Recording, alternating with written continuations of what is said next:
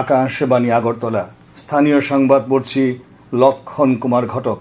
এখনকার বিশেষ খবর হলো, সংঘর্ষ বিরতি নিয়ে পাকিস্তানের আচরণের দিকে তীক্ষ্ণভাবে নজর রাখছে ভারত, জানিয়েছেন ডিজিএমও।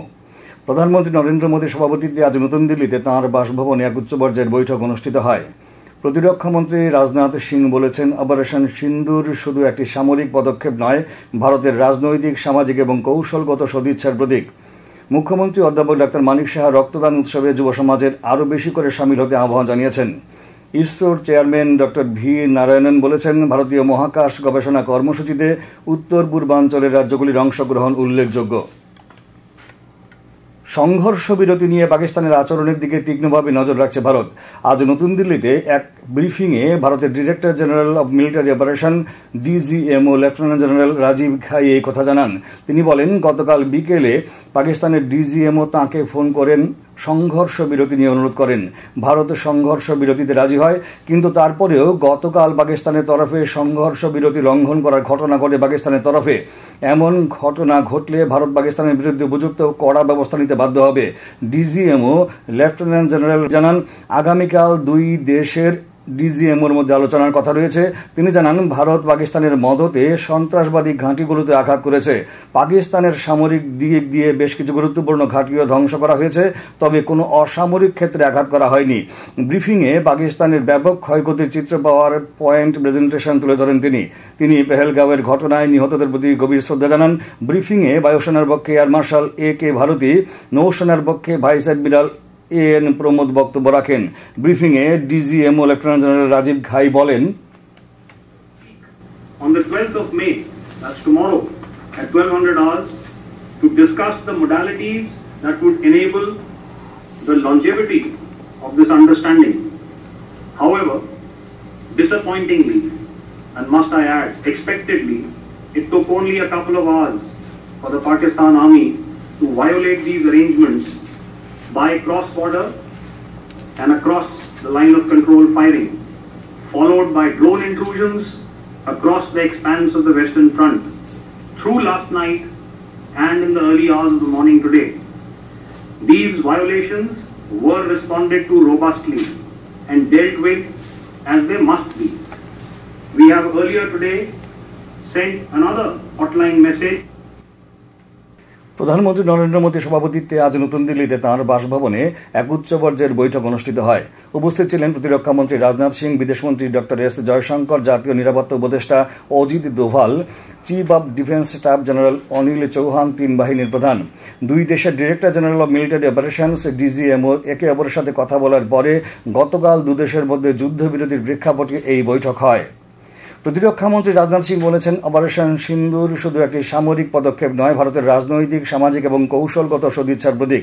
আজ ভার্চুয়ালি লখনৌতে ব্রহ্মোস এরোস্পেস ইন্টিগ্রেশন এবং টেস্টিং ফ্যাসিলিটির উদ্বোধন করে শ্রী সিং বলেন, এই অপারেশন সন্ত্রাসবাদের বিরুদ্ধে ভারতের দৃঢ় ইচ্ছা এবং সামরিক শক্তির সক্ষমতা ও সংকল্পের এক প্রদর্শনী। শ্রী সিং বলেন, ভারতীয় বাহিনী পাকিস্তানের সন্ত্রাসী পরিকাঠামো ধ্বংস করার লক্ষ্যে অপারেশন সিন্দুর শুরু করে এবং তাঁদের অসামরিক ক্ষেত্রকে লক্ষ্য করা হয়নি। भारत आतंकवाद के खिलाफ जब भी कोई कार्रवाई करेगा तो आतंकवादियों और उनके आकाओं के लिए सरहद पार की जमीन भी सुरक्षित नहीं रहेगी। अगर पाकिस्तान ने न केवल भारत के नागरिक इलाकों को निशाना बनाया, बल्कि मंदिर, गुरुद्वारा, गिरजाघर पर भी हमले करने का प्रयास किया, कि भारत की सेनाओं की धमक उस रावलपिंडी तक सुनी गई जहां पाकिस्तानी फौज का हेडक्वार्टर मौजूद। মুখ্যমন্ত্রী অধ্যাপক ডাক্তার মানিক সাহা বলেছেন, রবিশঙ্করের দর্শন চিন্তাধারা আরও বেশি করে মানুষের মধ্যে ছড়িয়ে দিতে হবে।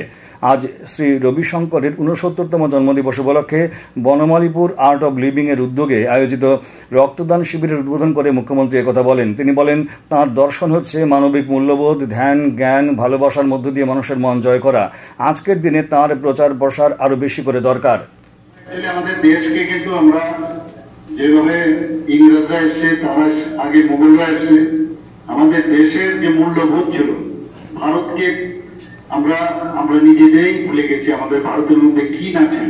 এবং আজকে এই ধরনের কর্মের মাধ্যমে, এই ধরনের যে ইনস্টিটিউশন স্থাপনের মাধ্যমে ভারতকে আবার নতুন ভাবে যে চেনার যে চেষ্টা সেটা কিন্তু শ্রী শ্রী রবিশঙ্করজি উনি করে যাচ্ছেন।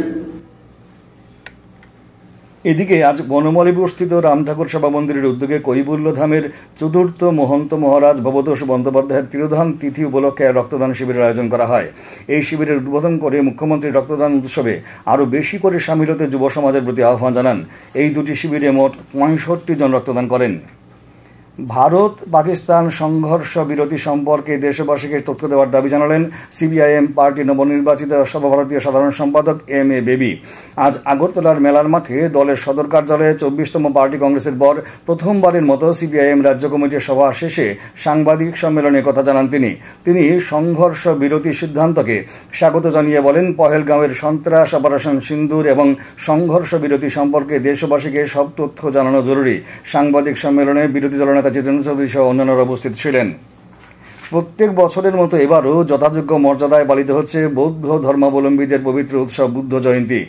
2569তম বুদ্ধ জয়ন্তী উৎসব বৈশাখী বুদ্ধ পূর্ণিমা উপলক্ষে রাজ্যের মূল অনুষ্ঠানটির আয়োজন করা হয় আগরতলার বেনুবন বুদ্ধ বিহারে। দুদিনব্যাপী বুদ্ধ জয়ন্তী উৎসবের অঙ্গ হিসেবে আজ সকালে বেনুবন বিহার কর্তৃপক্ষের পক্ষ থেকে আগরতলার ক্যান্সার হাসপাতালের রোগীদের মধ্যে ফল ও মিষ্টি বিতরণ করা হয়। বিকেলে অনুষ্ঠিত হয় বর্ষি আঁকুর প্রতিযোগিতা। সন্ধ্যায় মন্দির প্রাঙ্গণে প্রদীপ প্রজ্বলন করা হয়। আগামীকাল ভোরে বিশ্ব শান্তির বার্তা নিয়ে বুদ্ধ পুজো ও সূত্রপাঠ। আগরতলা শহরে বুদ্ধ পূর্ণিমা শোভাযাত্রা, বুদ্ধ পতাকা উত্তোলন, বুদ্ধ পুজো ও সংঘদান, ধর্ম আলোচনা সহ বিভিন্ন ধর্মীয় কার্যক্রমের আয়োজন করা হবে। বুদ্ধ পূর্ণিমা উপলক্ষে রাজ্যবাসীকে অভিনন্দন ও শুভেচ্ছা জানিয়েছেন রাজ্যপাল ইন্দ্রসেন রেড্ডি নাল্লু। শুভেচ্ছা বার্তায় রাজ্যপাল বলেন, ভগবান বুদ্ধ নৈতিকতা এবং প্রজ্ঞার অনুশীলনের মধ্য দিয়ে মানুষের জীবনের পথ দেখিয়েছেন। এই উৎসব ত্রিপুরাবাসীর মধ্যে আনন্দ, ভালোবাসা, সৌভ্রাতৃত্ব এবং খুশি বয়ে আনুক। এ খবর শুনছেন আকাশবাণী আগরতলা কেন্দ্র থেকে। আকাশবাণীর সংবাদের আপডেট পেতে লগ ইন করুন www.newsonair.com এবং নিউজ অন এআইআর অ্যাপ এবং টুইটার ও ফেসবুক প্ল্যাটফর্মে এআইআর নিউজ অ্যালার্টসে। ইউটিউবে লক্ষ্য করুন নিউজ অন এআইআর অফিসিয়ালে। এছাড়াও আকাশবাণী আগরতলার সংবাদ আপডেট পেতে দেখুন টুইটার বা এক্স হ্যান্ডেলে আকাশবাণী নিউজ আগরতলা, ফেসবুকে এআইআর নিউজ আগরতলা এবং ইউটিউবে আকাশবাণী নিউজ আগরতলা। কেন্দ্রীয় কৃষি বিশ্ববিদ্যালয় ইম্ফলের ৫ম সমাবর্তন অনুষ্ঠান আজ লেম্বুছড়াস্থিত মৎস্য মহাবিদ্যালয়ে অনুষ্ঠিত হয়। সমাবর্তনে প্রধান অতিথি হিসেবে উপস্থিত ছিলেন ভারতীয় মহাকাশ গবেষণা সংস্থার চেয়ারম্যান ডক্টর ভি নারায়ণন। সমাবর্তনে উত্তর পূর্বাঞ্চলের 13টি কলেজে পাঠরত 28টি রাজ্যের 1500 জনেরও বেশি শিক্ষার্থীকে ডিগ্রি প্রদান করা হয়। ডক্টর ভি নারায়ণন তার ভাষণে মহাকাশ কর্মসূচিতে উত্তর পূর্বাঞ্চলের রাজ্যগুলির বিভিন্ন বিষয় তুলে ধরেন। And northeastern states, really we are doing great service. Very recently one thing we have done, 800 students from all the 8 states are selected and 100 of them week before last week they were brought and trained in ISRO facilities in Bangalore. And we are going to continue this so that you will get the exposure for this space program. 3,000 spacecraft internet connectivity is given and horticulture area. We have located something around 18,000 hectare area is located across 52 districts and flood warning, disaster related mitigation, lot of things we are serving for northeastern area. অনুষ্ঠানে ভাষণ রাখেন কেন্দ্রীয় কৃষি বিশ্ববিদ্যালয় ইম্ফলের আচার্য doctor PK. Joshi, উপাচার্য doctor অনুপম মিশ্র প্রমুখ। পরে ISRO chairman doctor V Narayanan এক সাক্ষাৎকারে আকাশবাণীকে জানান, আগামী মাসে NASA ISRO synthetic approach radar satellite উৎক্ষেপণের সম্ভাবনা রয়েছে। তিনি বলেন, সিনথেটিক অ্যাপ্রোচ রাডার স্যাটেলাইটটিতে দুটি প্রধান পেলোড রয়েছে এবং মাইক্রোওয়েভ রিমোট সেন্সিং স্যাটেলাইট রয়েছে। তিনি বলেন, একটি পেলোড তৈরি করেছে মার্কিন যুক্তরাষ্ট্র এবং আরেকটি তৈরি করেছে ভারত। ভারতের আসন্ন অভিযান এবং উৎক্ষেপণ সম্পর্কে বলতে তিনি বলেন, 18 মে পিএসএলভি দ্বারা RASAT C band synthetic radar satellite উৎক্ষেপণ করা হবে। প্রধানমন্ত্রী নরেন্দ্র মোদী আজ জাতীয় প্রযুক্তি দিবসে শুভেচ্ছা জানিয়েছেন। সামাজিক মাধ্যমে প্রধানমন্ত্রী বলেন, এই দিবসটি দেশের বিজ্ঞানীদের প্রতি গর্ব ও কৃতজ্ঞতা প্রকাশ করার এবং 1998 সালের পোখরান পরীক্ষাকে স্মরণ করার দিন।